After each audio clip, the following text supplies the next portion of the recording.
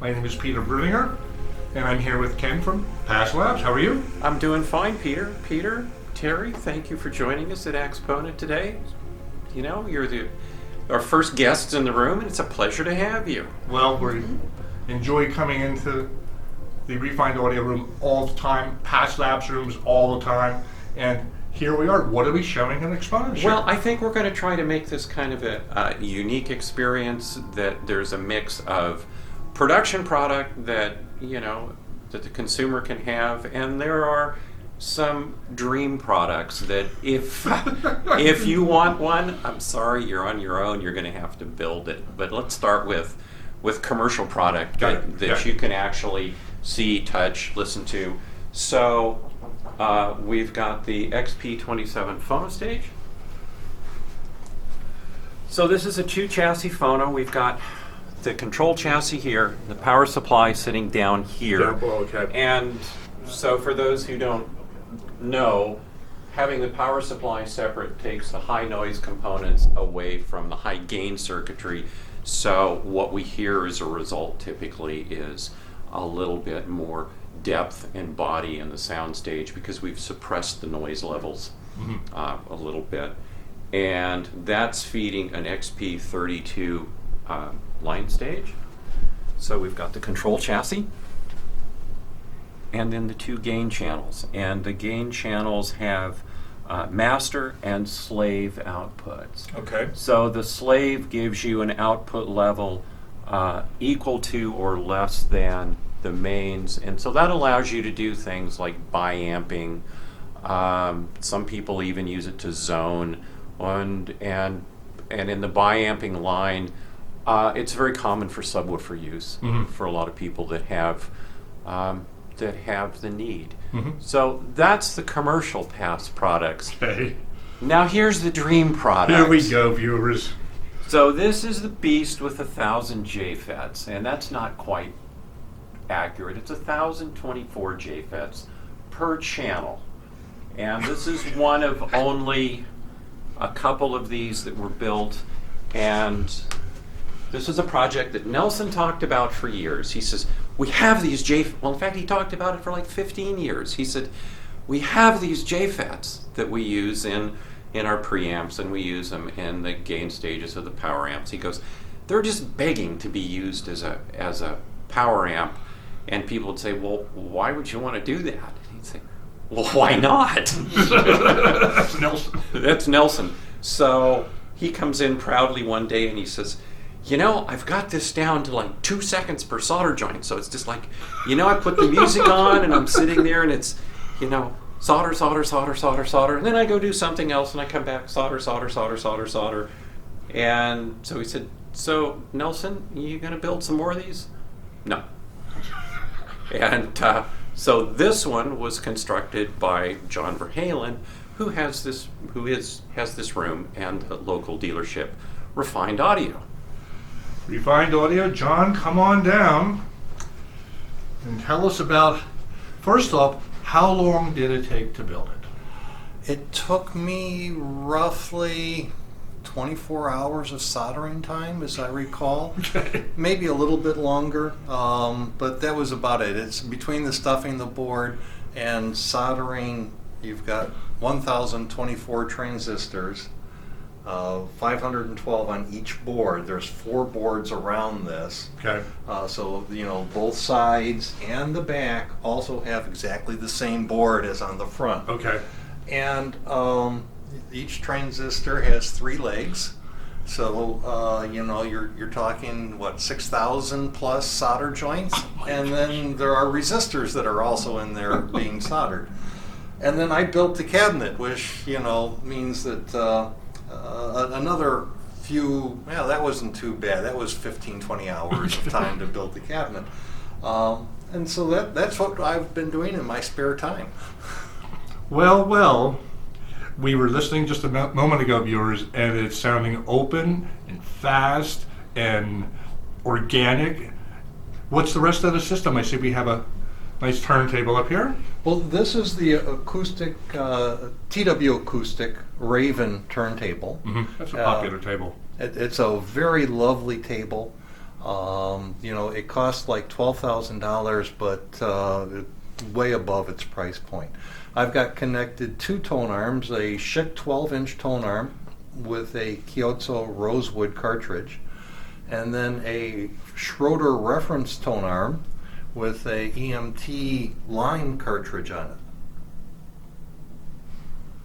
Well, I'd like to play the Collection when we get a chance here to do some listening. We also have some interesting cables here in the system. I remember these from the Capitol Audio Fest. Right, these are the Silversmith cables. As you can see, the large ribbon cable.